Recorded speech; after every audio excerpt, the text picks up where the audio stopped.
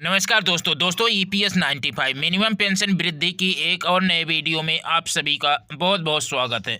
दोस्तों, श्रम मंत्रालय की तरफ से एक बहुत बड़ी खबर निकल कर आ रही है जिसको सभी ईपीएस 95 पेंशनरों को जानना बहुत ही ज़रूरी है। एजिटेशन कमेटी के द्वारा 3 दिसंबर को हुई जूम मीटिंग में श्रम मंत्री जी के द्वारा 29 नवंबर 2024 को एनएसी के साथ हुई बातचीत में श्रम मंत्री जी के द्वारा आंदोलन न करने की अपील की गई थी। तो एनएसी के द्वारा यह सहमति तय हुई थी कि 6 दिसंबर तक पेंशन बढ़ोतरी का ऐलान करें या फिर लिखित आश्वासन दें, तभी आंदोलन को स्थगित किया जाएगा। दोस्तों, आज यानी 6 दिसंबर को दिल्ली में श्रम राज्य मंत्री और श्रम मंत्री जी से मुलाकात कर एनएसी ने बातचीत की। उसके बाद एनएसी की जूम मीटिंग की गई। क्या कुछ चर्चा हुई और क्या फैसला लिया गया, इसकी पूरी जानकारी इस वीडियो में दी जाएगी। दोस्तों, वीडियो बहुत ही महत्वपूर्ण होने वाला है, वीडियो को अंत तक ज़रूर देखेंगे। अगर आप इस चैनल पर नए हैं तो चैनल को सब्सक्राइब कर लेंगे और वीडियो को लाइक कर देंगे। दोस्तों, सीबीटी मीटिंग होने से एक दिन पहले श्रम मंत्री मनसुख मांडविया जी से एनएसी के राष्ट्रीय महासचिव बीरेंद्र सिंह राजावत, रमेश बहुगुणा, पीएन पाटिल जी की टीम ने ईपीएस 95 पेंशन का मुद्दा सीबीटी मीटिंग में न शामिल होने के कारण रोष व्यक्त किया था। तो श्रम मंत्री जी ने पेंशन बढ़ोतरी करने का आश्वासन दिया था। सीबीटी मीटिंग दोबारा बुलाने को भी कहा था और एनएसी से 10 और 11 दिसंबर को होने वाले आंदोलन को रोकने के लिए भी कहा था। दोस्तों, 3 दिसंबर 2024 को एनएसी टीम के द्वारा हुई जूम मीटिंग में श्रम मंत्री जी से लिखित आश्वासन मांगा जाए, इस पर भी चर्चा की गई थी। इसी सब के विषय में एनएसी राष्ट्रीय अध्यक्ष कमांडर अशोक रावत जी, महासचिव बीरेंद्र सिंह राजावत जी, पीएन पाटिल जी, रमेश बहुगुणा जी 5 दिसंबर को दिल्ली पहुँचे। 5 दिसंबर को सांसद हंसमुख भाई पटेल से मुलाकात की गई। उसके बाद 6 दिसंबर को सबसे पहले डिप्टी स्पीकर संध्या राय से मुलाकात की गई। उसके बाद डिप्टी स्पीकर से मुलाकात कर ईपीएस 95 पेंशन के मुद्दे को विस्तार से समझाया गया और पेंशन बढ़ोतरी पर सहयोग करने की अपील की गई। उसके बाद एनएसी टीम सांसद सुधा मूर्ति जी से मुलाकात की और उन्हें ज्ञापन दिया और ईपीएस 95 पेंशन बढ़ोतरी के बारे में विस्तार पूर्वक बताया और सहयोग करने का अपील भी की गई। उसके बाद सांसद छत्रपाल सिंह गंगवार जी से मुलाकात की गई, पेंशनरों की दुर्दशा के बारे में बताया गया। उसके बाद श्रम राज्य मंत्री शोभा करंदलाजे जी से कमांडर अशोक रावत जी, बीरेंद्र सिंह राजावत जी और एनएसी के अन्य नेताओं ने मुलाकात की। तो माननीय श्रम राज्य मंत्री जी ने कहा कि आपके ही काम में हम सभी लगे हैं और आपका काम हो रहा है। उसके बाद श्रम मंत्री के ऑफिस में एनएसी टीम के वरिष्ठ नेता 5-6 घंटे बैठे रहे। श्रम मंत्री मनसुख मांडविया अधिकारियों के साथ बैठक कर रहे थे। एनएसी टीम श्रम मंत्री जी का इंतजार कर रही थी। इधर एनएसी टीम की जूम मीटिंग 5:30 बजे शुरू हो गई थी, जिसमें कि दिल्ली में होने वाले आंदोलन पर डिस्कस हो रहा था, चर्चा हो रही थी। एनएसी के अनेक नेताओं ने अपनी अपनी सलाह दी। कुछ एनएसी के नेताओं ने आंदोलन करके सरकार पर दबाव बनाने के बारे में सलाह दी। तो कुछ लोगों ने कहा कि इस समय कड़ाके की ठंड पड़ रही है और सभी परिवार में शादियों का भी माहौल चल रहा है। और दूसरी बात यह भी है, किसान आंदोलन होने के कारण उत्तर प्रदेश और हरियाणा के बॉर्डर को सील होने के कारण ज़्यादा संख्या में ईपीएस 95 पेंशनर एकत्रित नहीं हो पाएंगे। जब माननीय श्रम मंत्री मनसुख मांडविया जी कह रहे हैं कि हम आपका काम कर रहे हैं, तो उनकी भी बात मान लेनी चाहिए। थोड़ा सा समय उन्हें भी दे देना चाहिए। आंदोलन तो बाद में फिर किया जा सकता है। ज़्यादा नेताओं की यही सलाह रही। लास्ट में शाम को जब श्रम मंत्री से एनएसी टीम की मुलाकात हो गई, तो श्रम मंत्रालय में सभी वरिष्ठ अधिकारियों के साथ बैठक भी हो गई। तब एनएसी टीम वापस आई तो पीएन पाटिल जी ने श्रम मंत्री जी से हुई मुलाकात का पूरा विवरण इस जूम मीटिंग में बताया। इसके बाद एनएसी के राष्ट्रीय महासचिव बीरेंद्र सिंह राजावत जी ने कहा कि कमांडर अशोक रावत जी निर्णय लेंगे। क्या निर्णय लेते हैं वो कमांडर साहब के ऊपर छोड़ दिया। माननीय कमांडर साहब ने पूरे देश में दौरे करके जन जागृति की, ईपीएस पेंशन को जगाया, संगठित किया और हमारे ऊपर एक जवाबदारी दी कि आप दिल्ली की टीम के साथ में मिलकर केंद्रीय टीम के साथ में जो डिप्लोमेटिक एफर्ट्स हैं उसको किया जाए। और मुझे ऐसा लगता है कि हमारे दोनों जो हमारे एफर्ट्स थे वो पूरे हुए, ऐसा मुझे महसूस हो रहा है निश्चित रूप से। अब आगे की आपको बात बताते हैं जो बहुत महत्वपूर्ण है। माननीय मंत्री महोदय जी ने स्पष्ट किया, पहले तो हम आपको बता दें कि जैसे ही हम लोगों को पता चला था, कमांडर साहब को पता चला कि अपने सीबीटी में अपना मुद्दा मिनिमम पेंशन एनहांसमेंट नहीं है, तो तुरंत योजना बनाई गई। 29 तारीख को नोटिस भेजी गई और जैसे ही 29 तारीख को नोटिस भेजी गई तो 29 तारीख को ही माननीय श्रम मंत्री जी ने हम लोगों को तुरंत बुला लिया। बाकी अभी तक के जो मिनिस्टर्स रहे हैं उसमें और माननीय जो अभी मंत्री जी हैं, इसमें फर्क ये है कि पहले के जितने मंत्री थे वो हमसे पहले आंदोलन करवा लेते थे और बाद में हमें बुलाते थे, लेकिन ये जो मंत्री जी हैं इनकी विशेषता ये है कि ये आंदोलन की नोटिस के पहले हमें बुला लेते हैं। हमने पहले भी देखा, जुलाई महीने में 31 जुलाई को हमारा आंदोलन था और माननीय श्रम मंत्री जी ने कमांडर साहब को 30 जुलाई को मीटिंग के लिए बुला लिया था। इसी प्रकार से माननीय मंत्री महोदय जी ने मीटिंग के लिए बुलाया।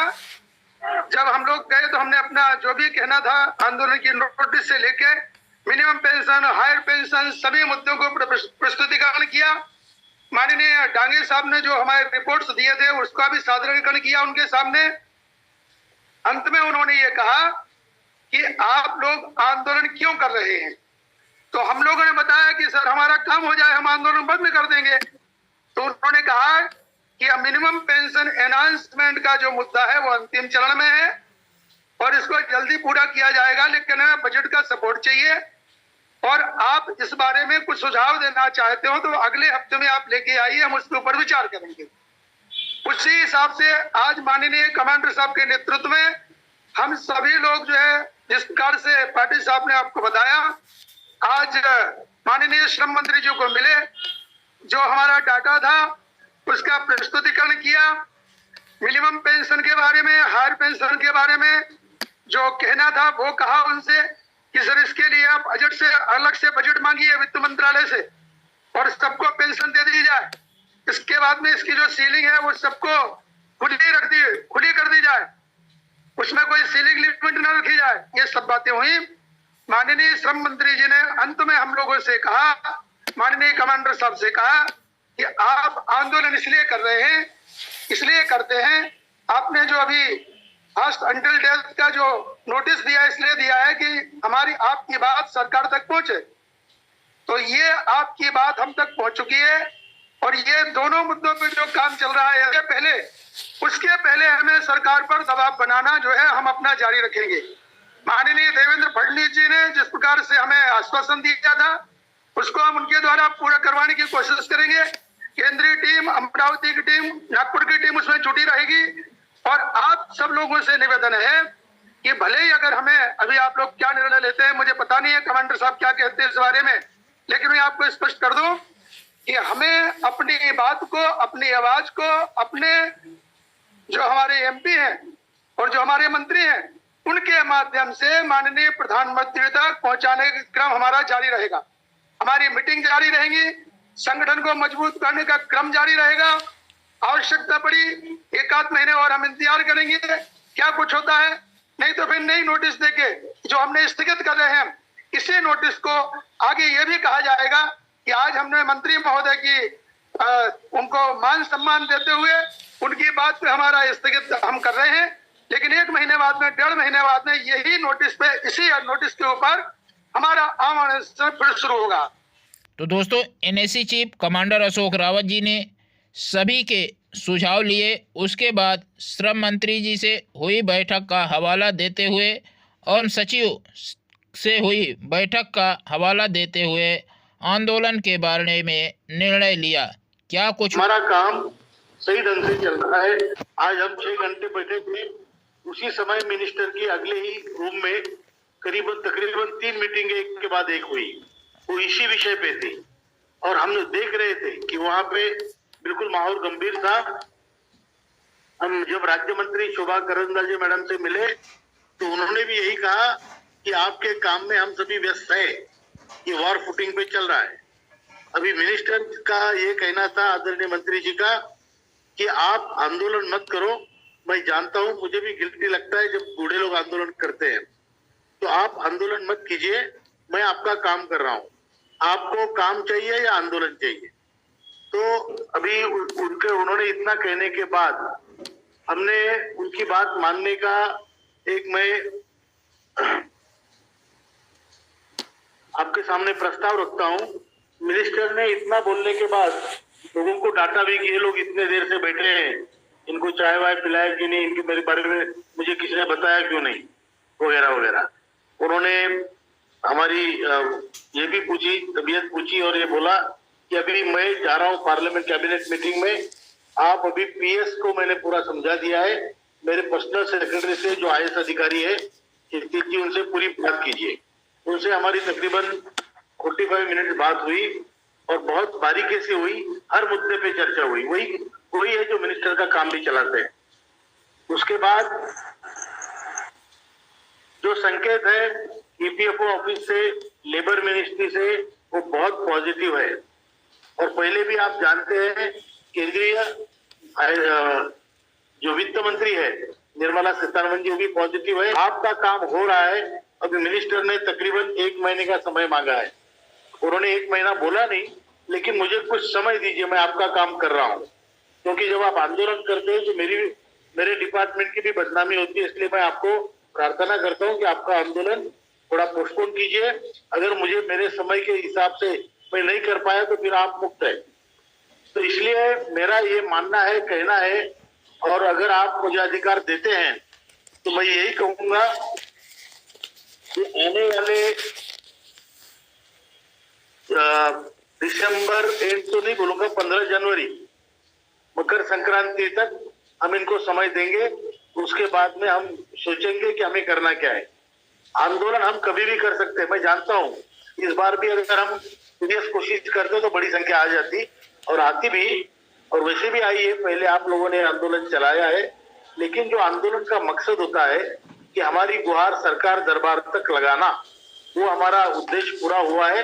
अब ball is in government court और हम लोग उनकी समझदारी की भाषा देखते हुए हम समझदारी से उनको 1.5 महीने का टाइम देते हैं और इसके ऊपर हम नोटिस भी भेज देंगे कि इस तारीख तक हम आपको समय देते हैं, अन्यथा हमें अपना आंदोलन ज्यादा जोर से करना पड़ेगा। और दूसरी बात, ये हमने निर्णय 2-3 तरीके से लिया है। मैं जानता हूं हम लोग कई बार एक कहने पर इतने दुविधा में, इतनी परिस्थिति विकट होते हुए भी आते हैं कि लोगों के भाड़े के पैसे खर्च ना हो, लोग जिनके टिकट हुए वो कैंसिल करे, थोड़ा बहुत नुकसान होगा तो उसको भी हम थोड़ा सह लेना आप। लेकिन दिल्ली में आकर हमें इस आंदोलन से हमारा होने वाला काम रुकने की संभावना मुझे लगती है, इसलिए हम कुछ बार हमको थोड़ा पीछे हटना पड़ता है। इस बार हम अपने काम होने के वास्ते पीछे हट रहे, अब डर के मारे नहीं हट रहे। काम हमारा हो जल्दी से जल्दी, हमारी विश्वासार्हता बनी रहे, इसलिए हम ये सभी चीज आप मेरी भावना है वो सभी को समझाइए, मैं आपसे प्रार्थना करता हूं। और जो CWC हमारी है, ये हम इसको भी हम पोस्टपोन करते हैं इंडेफिनेटली। सभी नेताओं से बात करने के बाद उसके बाद जब सबकी वो इच्छा होगी तब उसको करेंगे। और जो आंदोलन है उसको भी हमने कैंसिल नहीं किया है, इसको हम पोस्टपोन कर रहे हैं। पोस्टपोन हम 1.5 महीने के लिए कर रहे हैं क्योंकि मंत्री जी ने इतना समय मांगा है। सीपीएफसी से भी हमारी बात हुई, उनसे उन्होंने भी यही कहा है कि हम काम कर रहे हैं डेली, इवन संडे को मंत्री जी बैठकें ले रहे हैं। तो ये कॉम्प्लिकेटेड विषय है, कई ग्रुप है, उन सबके साथ उनको बैठना पड़ता है और उससे सबके रिपोर्ट लेने पड़ते हैं। आपने सुना कि दिल्ली में होने वाली मीटिंग को कमांडर अशोक रावत जी ने पोस्टपोन कर दिया है। 1.5 महीने का समय श्रम मंत्री मनसुख मांडविया जी को दिया गया है। 1.5 महीने के अंदर अंदर श्रम मंत्री जी अगर कोई कार्रवाई EPS 95 पेंशनरों के लिए नहीं करते हैं तो दोबारा से दिल्ली में आंदोलन किया जाएगा और अनशन आंदोलन, आमरण अनशन भी किया जाएगा। तो दोस्तों यह वीडियो या जानकारी यदि पसंद आई तो वीडियो को लाइक करेंगे, इस चैनल पर नए हैं तो चैनल को सब्सक्राइब कर लेंगे। मिलते हैं नेक्स्ट वीडियो, अभी के लिए धन्यवाद। जय हिंद, जय भारत।